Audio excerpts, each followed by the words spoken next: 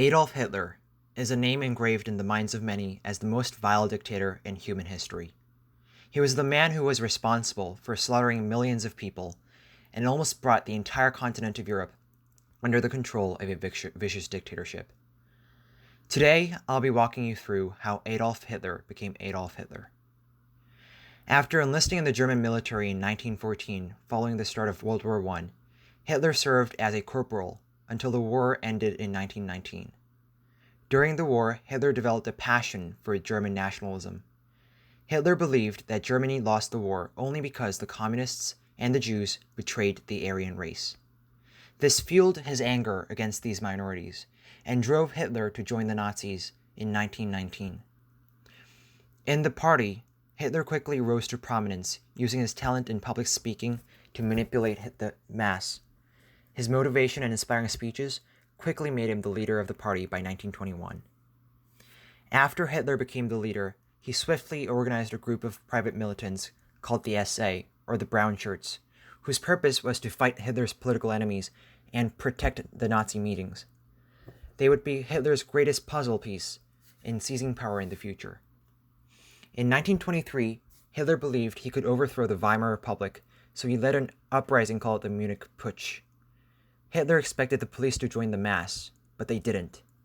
The revolt was a massive failure, and Hitler was arrested. In the beginning of 1924, Hitler was put on trial. It seemed as though everything was over for Hitler.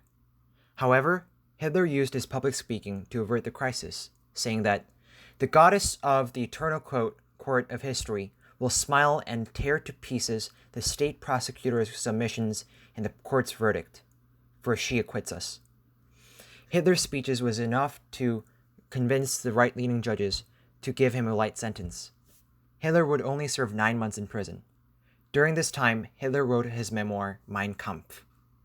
Soon after his release from prison in 1924, Hitler and his party competed in the general election of 1924 and won 32 seats. Empowered by the promising results, Hitler established the Hitler's Youth, a group dedicated to spread the Nazi message to the growing Germans. Despite all this effort, the Nazis only won 18 seats in the 1928 election. The extreme sentiments of the Nazi Party didn't blend well with the success of the Weimar Republic and its economy. Voters were satisfied with the moderate conservatives led by World War I hero Paul von Hindenburg. That would all change in 1929. The Great Depression struck the world. In the following months, German banks were failing and 6 million Germans were unemployed. Germany's GDP had fallen by 40%. Hyperinflation made a single loaf of bread worth trillions of marks. The Weimar Republic was in chaos, and chaos was a ladder for the Nazis.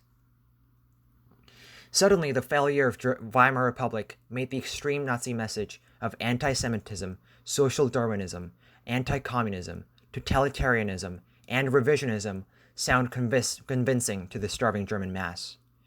In the following elections of 1930 and 1932, the Nazis would establish their position as the single biggest party in the parliament. Naturally, Hitler expected President Hindenburg to appoint him as chancellor.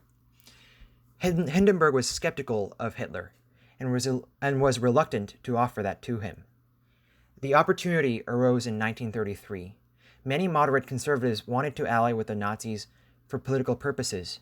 In order to keep the Nazis happy, the moderates convinced Hindenburg to appoint Hitler as chancellor, thinking that Hitler could be controlled under their influence. That was their final mistake. In 1934, the Reichstag burned, in a conspiracy that many believe were done by the Nazis. Hitler declared a state of emergency and made himself the Führer. All political freedom was suspended, and all other parties except for the Nazis were banned. And that is how Adolf Hitler became Adolf Hitler.